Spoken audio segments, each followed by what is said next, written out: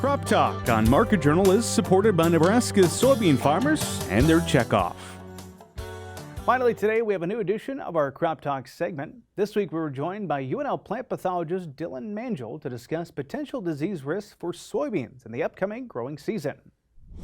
Today on Crop Talk, we are joined by Dylan Mangel. He's an extension plant pathologist. And Dylan, we want to talk to you today about soybean variety selection, an important topic this time of year.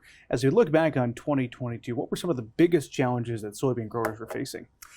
Yeah, producers, it was a dry year, but we still had plant disease issues. So, when we see those disease issues like Phytophthora, root rot, soybean cyst nematode, oftentimes when we see them, it's far too late at that point to make a management response. So really the first time you can address those issues is variety selection that following year.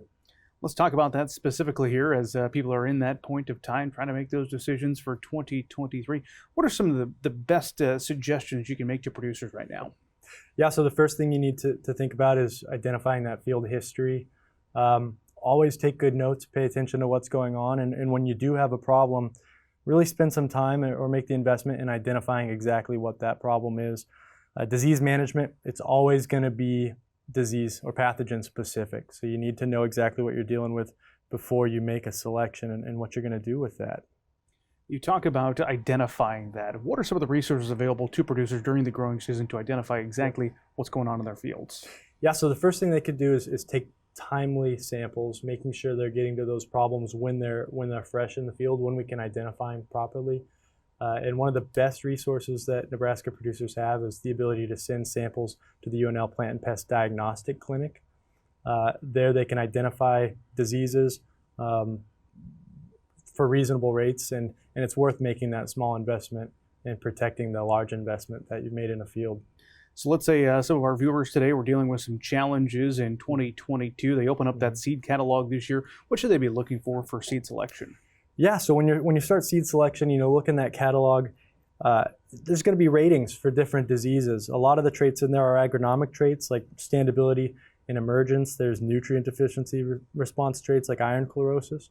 But the majority of them are disease traits. So commonly you'll see Phytophthora, white mold, sudden death syndrome, soybean cyst nematode, charcoal rot, and frog eye leaf spot. And those are all going to have ratings associated with them.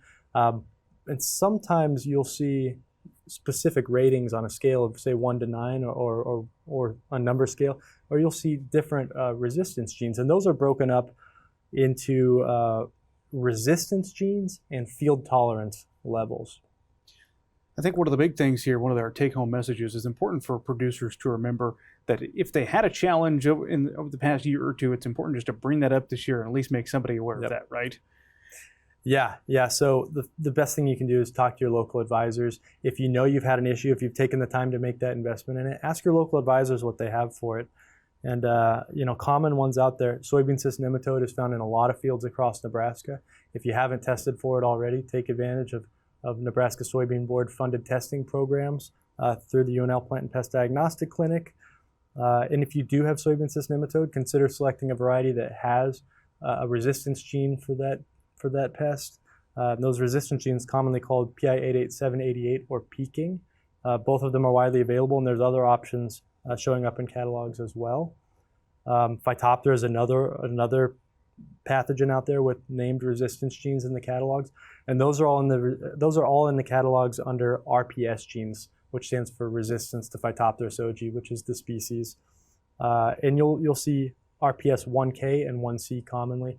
Both of those cover the most common types of that pathogen in Nebraska. Dylan, for our viewers, Crop Watch is always a good resource for them to get the latest information, especially during the growing season, to turn to when some of those challenges arise. But I want to leave you with the final word. What else do you want to add when it comes to soybean variety selection?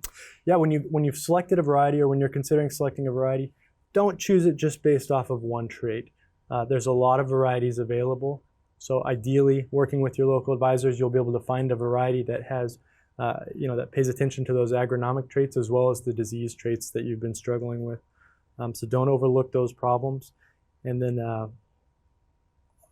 make the investment in selecting a variety with good resistance for those problems that you're having. It's good value for the extra investment. Oftentimes, disease traits don't come with any premium costs. So it's a free way to add additional value when selecting varieties. Good thoughts, Dylan. We sure appreciate the time. Thanks for having me.